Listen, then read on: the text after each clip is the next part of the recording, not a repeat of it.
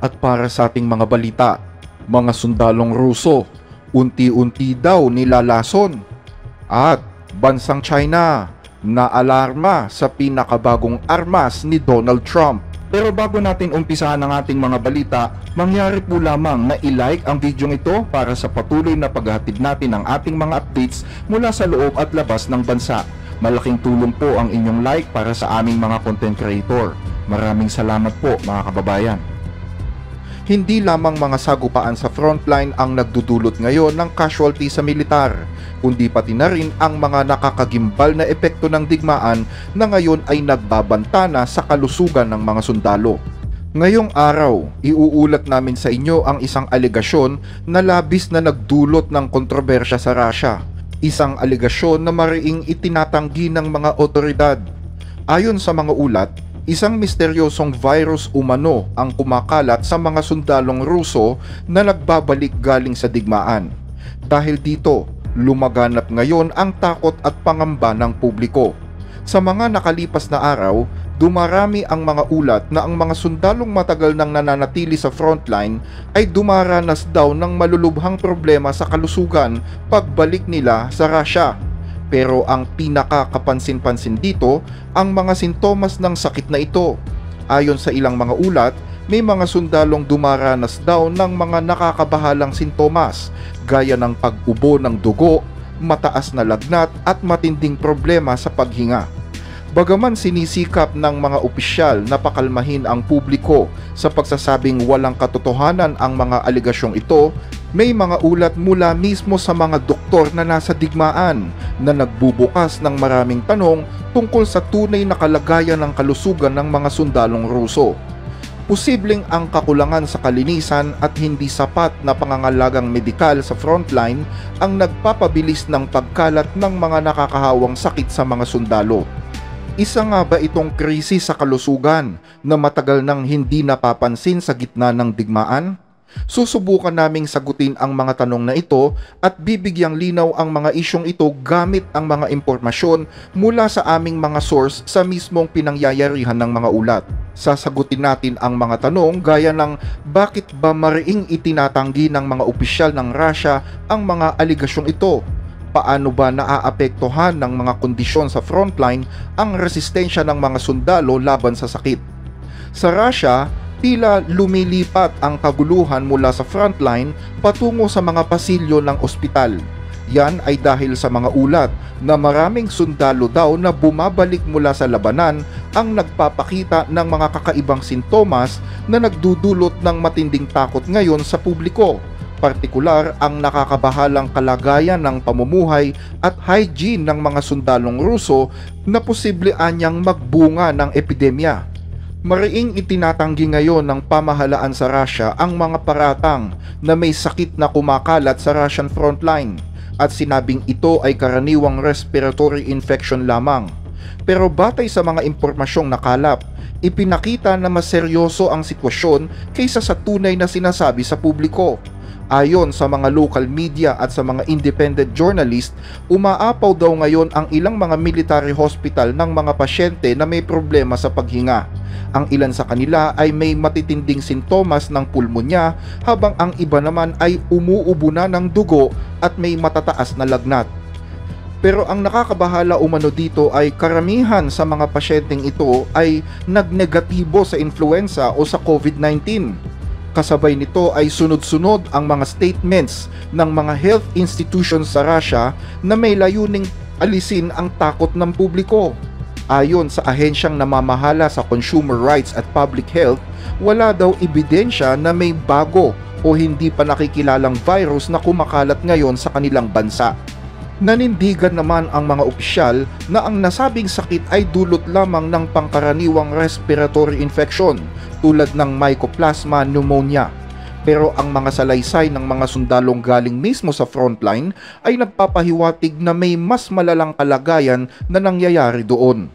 Ayon sa social media at sa mga independent journalist, may ilang ospital ang umano'y nagdeklara na ng state of emergency dahil sa mga misteryosong kaso ng impeksyon mula sa hanay ng mga sundalong Ruso. Gayunman, dumarami ang mga paratang na may itinatago daw ang Moscow hinggil sa tunay na kalagayan ng sakit. Ang virus na dala ng mga sundalong bumabalik galing sa war zone ay nagpapataas ngayon ng pangamba sa loob mismo ng Russia. Ipinapakita ng mga ulat na karaniwan sa mga pasyente ay mga nakisalumuha sa mga bagong dating na sundalo sa frontline. Ipinahihiwatig nito na posibleng ang kakulangan sa kalinisan at malnutrisyon habang nasa digmaan ang nagdudulot ng pagkalat ng mga hindi pa natutukoy na sakit. May ilang mga eksperto naman ang nagsasabi na posibleng isang biological weapon ang pinagmulan ng outbreak, habang ang iba naman ay naniniwalang ito ay simpleng resulta lamang ng masamang kondisyon sa frontline. Pero anuman ang totoo, patuloy ang matigas na pagtanggi ng pamahalaang Ruso sa lahat ng mga paratang. Pero kung totoo ang mga aligasyong ito, hindi lamang laban sa Ukraine ang kinakaharap ngayon ng Russia, kundi isang laban din sa mismong mga mamamayan nito at sa isang hindi pa natutukoy na pandemya. Ang mga epekto ng digmaan sa ekonomiya at militar ay matagal nang sumisira sa lipunan ng Russia, at ngayon ang mga paratang ukol sa isang hindi pa nakikilalang sakit na nagbabanta sa populasyon ay lalo pang nagdudulot ng kaguluhan. Ang hirap na nararanasan sa frontline ay tila nararamdaman na rin sa mga pasilyo ng ospital. Kung totoo ang nasabing aligasyon, kailangang harapin ng pamahalaan hindi lamang ang mga nasawing sundalo, kundi pati na rin ang lumalalang krisis pangkalusugan. Ang misteryosong sakit mula sa mga sundalong bumabalik galing sa frontline ay nagsisilbing isang mabigat na hamon ngayon sa mga sistemang pangkalusugan ng Russia. Kung pagbabatayan ang kasaysayan, may mga digmaan na natalo at nagtagumpay dulot ng epekto ng sakit at epidemya. Ang kawalan ng kalinisan, malnutrisyon at mahinang resistensya ng mga sundalo ay nagiging sanhi ng ideal na kondisyon para sa pagkalat ng mga sakit sa loob ng unit militar. Sa kasalukuyang sitwasyon ng hukbong Ruso, may posibilidad na mabilis na kumalat ang ganitong uri ng outbreak. Sa kabilang banda, ang mariing pagtanggi ng pamahalaan sa Moscow sa mga paratang na ito ay lalo lamang nagpapalala sa mga pagdududa. Kung isa lamang itong karaniwang respiratory infection, bakit may mga ospital na nagdeklara ng state of emergency? Bakit may mga pasyente na negatibo sa influenza at COVID-19 pero nakakaranas ng matitinding sintomas ng pulmonya? At higit sa lahat, bakit agad na sinesensor ang mga ulat mula sa mga independent journalist ukol sa mga insidenteng ito? Habang nananatiling walang kasiguraduhan ang mga kasagutan sa mga tanong na ito, hindi pa rin tiyak kung paano tutugon ang Russia sa mga ibinabato sa kanilang aligasyon. Palalawigin ba ng Kremlin ang kontrol sa impormasyon para pigilan ang panik ng publiko? O pipiliin ba nilang itago ang katotohanan na maaaring magdulot ng lalo pang paglala ng sitwasyon? Sa kasaysayan, nakita na natin sa mga trahedyang nangyari gaya ng Chernobyl kung paanong pinagtakpan ng gobyerno ang krisis. Nauulit na naman ba ito? Sa tingin mo, totoo bang nahaharap ang Russia sa isang malawakang pandemya? Posible kayang ang hirap ng kalagayan sa frontline ang dahilan ng mabilis na pagkalat ng sakit? O ito ba'y maaaring senyales ng isang mas seryosong bagay tulad ng posibleng biological warfare? Sa ibang balita, mga superpower na bansa sa mundo naalarma sa pinakabagong armas ng Amerika. Mga laser sa kalawakan, hypersonic interceptors at isang shield na kayang takpan ang buong kontinente. Ito ang mga proyektong sinisimulan na ngayon ng Estados Unidos para sa kinabukasan ng kanilang missile defense system. Pag nagkataon, ito na ang pinaka-advanced na defense system sa buong mundo na tila maihahalin tulad na sa mga science fiction. Habang ang China ay sumusubok ng mga makabagong sandata at ang Russia naman ay nagpapakawala ng hypersonic zircons, ang lumang depensa ng Amerika ay tila napag-iiwanan na ng kanyang mga kalaban. Ito ngayon ang gustong baguhin ni Donald Trump.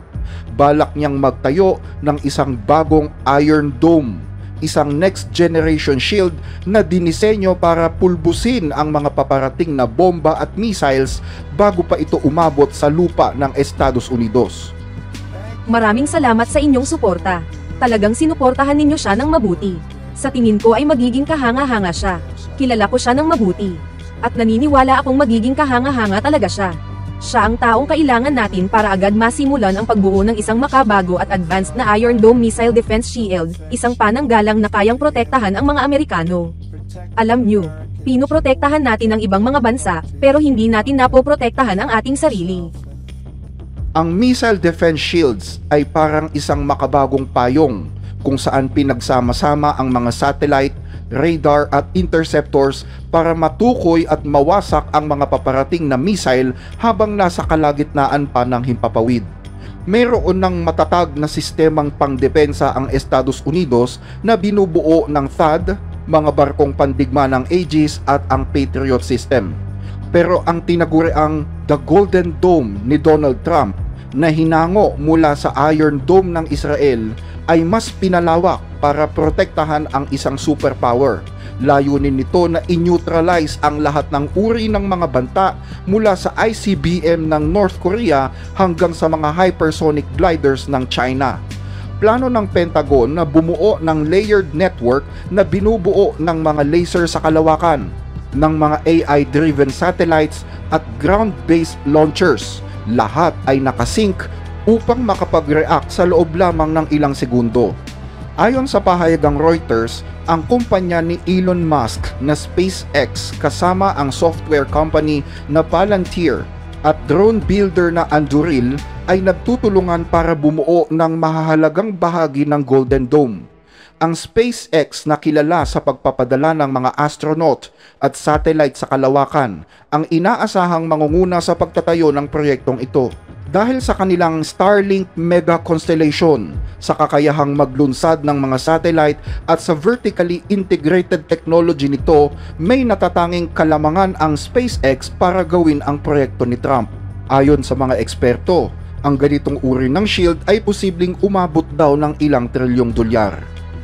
Noong panahon ng kampanya, nag-donate si Musk ng mahigit $250 million para suportahan ang kampanya ni Donald Trump. At ngayon ay nagsisilbi siya bilang isang espesyal na tagapayo ng Pangulo at may impluensyang umaabot sa halos lahat ng sangay ng pamahalaan. Matagal nang binabatikos ang conflict of interest ni Musk, pero sa kagustuhan ni Trump na magkaroon ang Amerika ng isang made in America na defense shield, maaaring ang disruptive technology ni Musk ang makakuha ng proyektong ito at baguhin ang balanse ng kapangyarihan sa mundo. Hanggang dito ang ating mga balita. Regular naming binabasa ang inyong mga comment, kaya huwag mag-atubiling i-share ang inyong opinyon sa mga napapanahong issue. Maraming salamat po sa inyong pakikinig.